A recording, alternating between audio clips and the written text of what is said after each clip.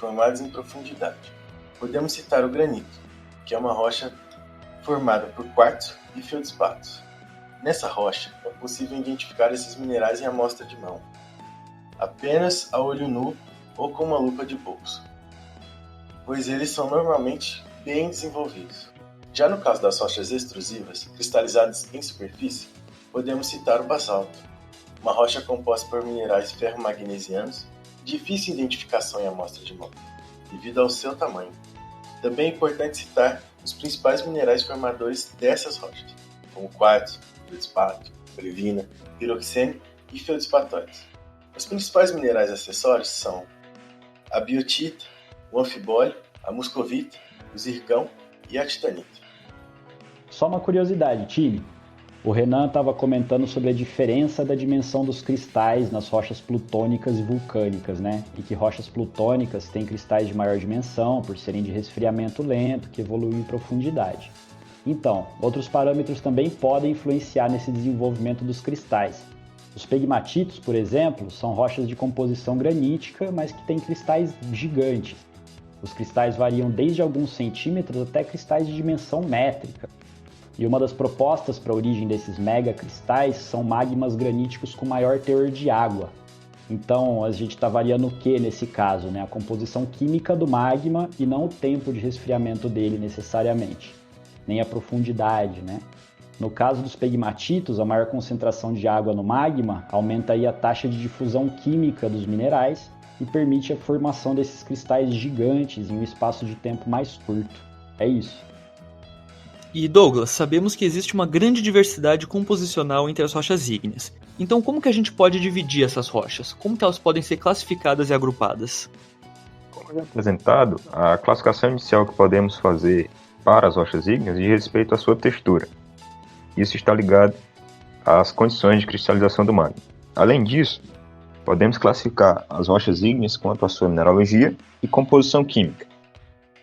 Rochas ígneas félsicas, que são aquelas ricas em sílica, por exemplo, podem ser classificadas usando o diagrama QAP, ou Streckheisen, que leva em consideração a quantidade de quartzo, feldspato, alcalinos e plagioclásio. Existem também diagramas de classificação para as rochas máficas e ultramáficas, que são rochas ricas em ferro e magnésio. Outra forma de classificar as rochas ígneas é usar o conteúdo de alguns elementos maiores. Em relação ao teor de sílica, por exemplo, podemos classificar as rochas ígneas em ultrabásicas, básicas, intermediárias e ácidas. Nessa classificação fica implícito os ambientes de formação. Quanto maior a quantidade de sílica, maior a afinidade crustal, ou seja, maior a probabilidade de que o material que fundiu esteja relacionado à crosta. Por outro lado, quanto menor a quantidade de sílica, mais primitiva é a rocha, ou seja, maior sua similaridade com a composição do manto. O último grupo de rochas, as metamórficas, como o próprio nome já diz, remete a transformações. O metamorfismo, que é a consequência das transformações físico-químicas às quais a rocha é submetida por conta do aumento da pressão e temperatura, promove mudanças mineralógicas, além de um rearranjo textural e estrutural nessas rochas previamente existente, chamado de protólito. As rochas metamórficas são comumente formadas em profundidade, em zonas de convergência de placas ou em torno de corpos ígneos. Assim, podemos definir 4 tipos principais de metamorfismo: o metamorfismo de contato, o metamorfismo de impacto, o metamorfismo dinâmico e o metamorfismo regional. O metamorfismo de impacto é mais fácil de entender. Ele ocorre relacionado a crateras de impacto de meteoritos, como consequência da alta temperatura e pressão causados pelo impacto da queda.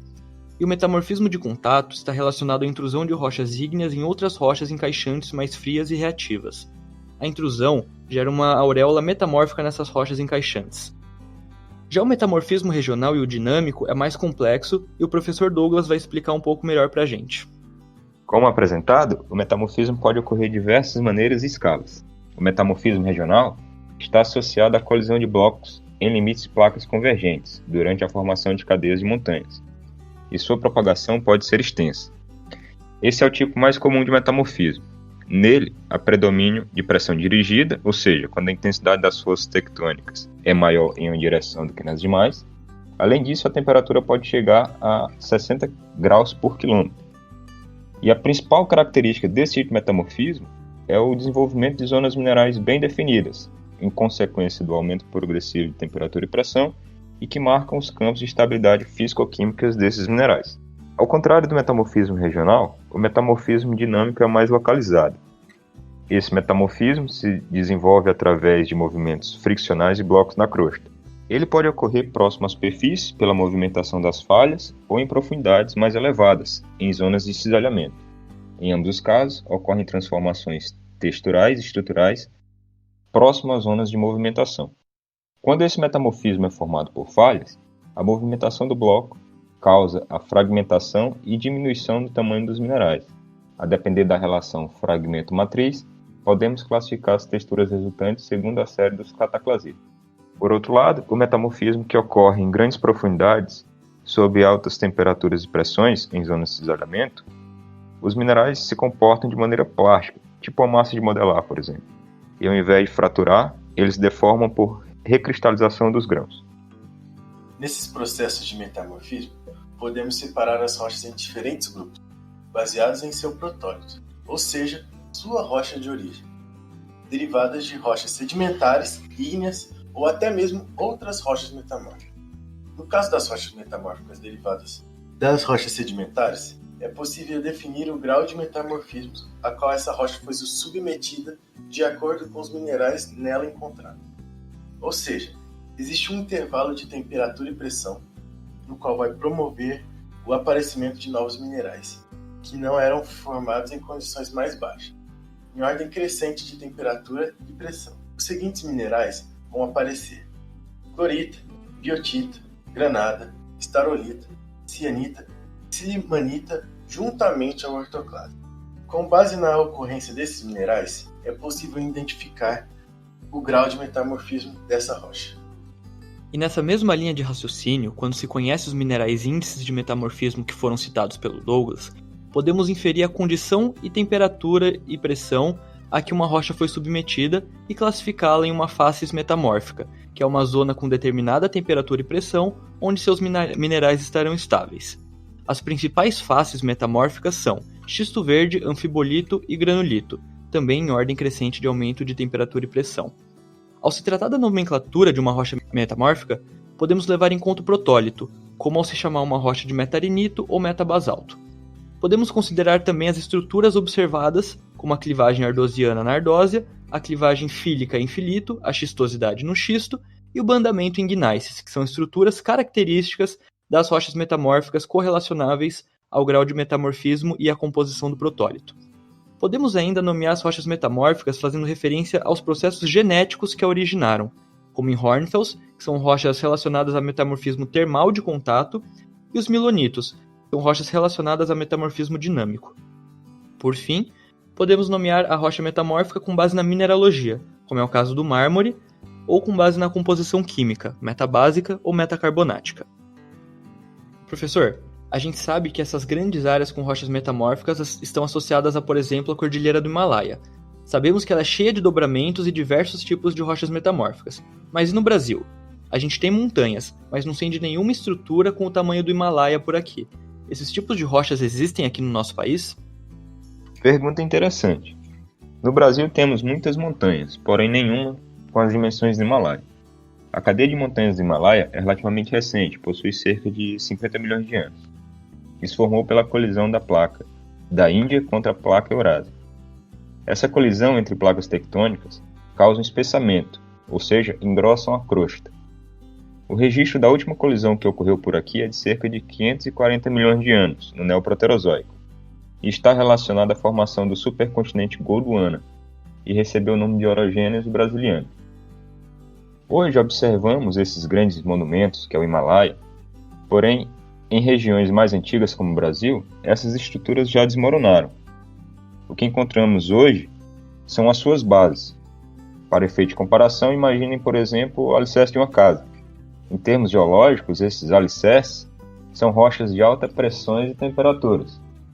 Um dos primeiros registros desse tipo de rocha, que marcam a colisão dos blocos e constituem esses alicerces, foi encontrado lá no Ceará pelos professores Ticiano dos Santos e Wagner Amaral, aqui da Unicamp. Bom, pessoal, nós vamos ficando por aqui. Esse foi o primeiro episódio do MagmaCast, Conhecendo as Rochas.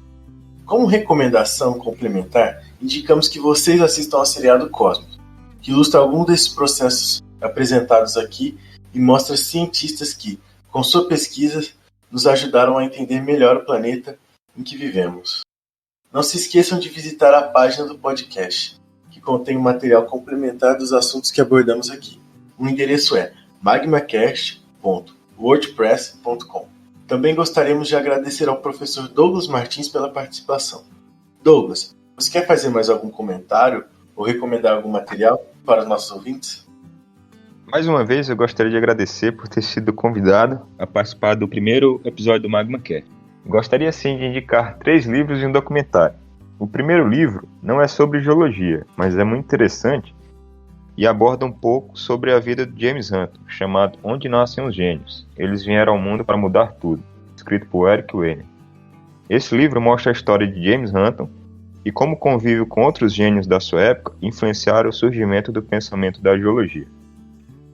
O segundo livro, na verdade é uma série de livros titulados Ciência da Terra, organizado por Rômulo Machado e Joel Sigolo, em que cada fascículo são abordados de forma bem didática diversos temas de geologia.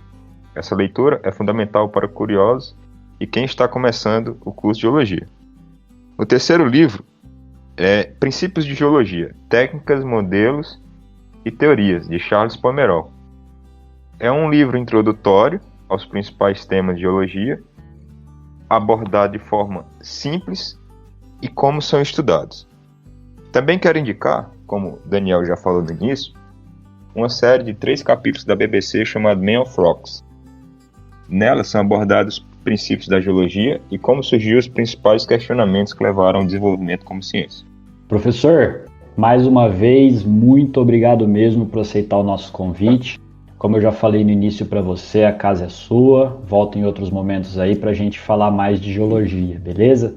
Eu agradeço todos que participaram direto ou indiretamente desse projeto, os meninos lá do IF Talk de Quedas do Iguaçu, o Luquita Schiavetti, meu grande amigo, criador do Kratoncast, a nossa equipe de bastidores aí, a professora Carolina Moreto, que desde o início foi a maior apoiadora do projeto, Lari Carneiro, Alessandra Casagrande, Raul Arquaz, que é quem cuida da nossa página do WordPress.